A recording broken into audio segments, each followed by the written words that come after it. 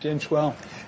Je pense que c'est une erreur de penser que les politiques sont impuissants ou incapables ou ne comprennent pas, en faisant comme s'ils servaient l'intérêt général, et pour servir l'intérêt général, effectivement, ils sont pas bons.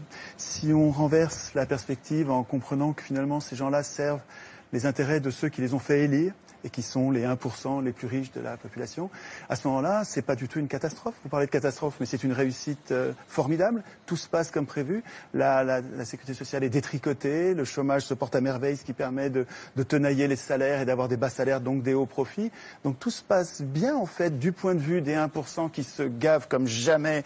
Les banques qui devraient être en prison pour faillite frauduleuse, leurs patrons se font mieux payer que jamais et arrivent maintenant au gouvernement des différents pays.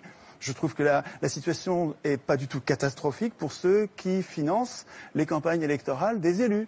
Et je trouve que là, de ce point de vue, c'est assez logique.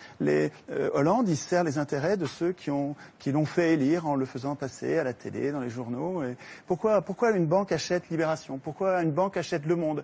Pourquoi une banque achète le quart Sud-Est? Pourquoi le Crédit Mutuel achète le quart de la presse quotidienne régionale?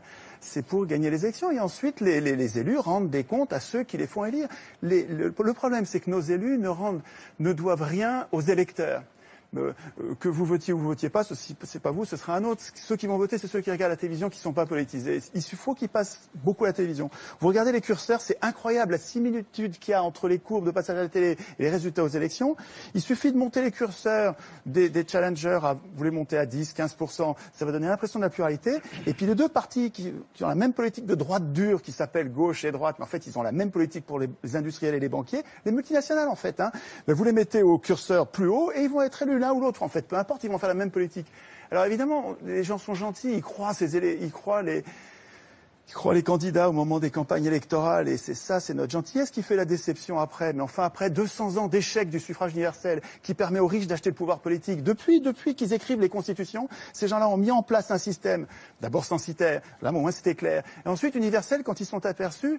Tocqueville disait très tôt, donc début du 19e siècle, il disait « Je ne crains pas le suffrage universel, les gens voteront comme on leur dira ». Et ça fonctionne très bien.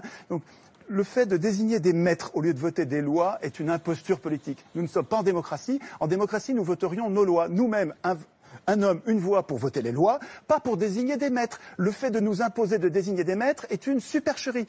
Ça donne un résultat plutocratique avec les riches qui dirigent depuis 200 ans.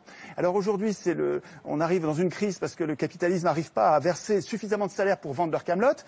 Alors effectivement, ils prétendent que le système est en crise comme si c'était un accident. Mais c'est pas du tout un accident. Les choses se passent comme d'habitude, avec une impuissance politique. Vous avez raison sur l'impuissance politique, mais cette impuissance politique, elle est programmée. Il y a un endroit où il est écrit que le peuple n'a aucune puissance. Ça s'appelle la Constitution. Le problème, c'est que tout le monde s'en fout. Nous nous foutons de la Constitution. C'est bien fait pour nous. C'est pas la faute des affreux qui dirigent, c'est notre faute à nous de pas écrire notre Constitution dans laquelle nous prévoirions notre puissance. Le référendum d'initiative populaire, les élections sans candidat ou les élections avec des primaires et avec l'impossibilité pour les condamnés de se représenter, etc.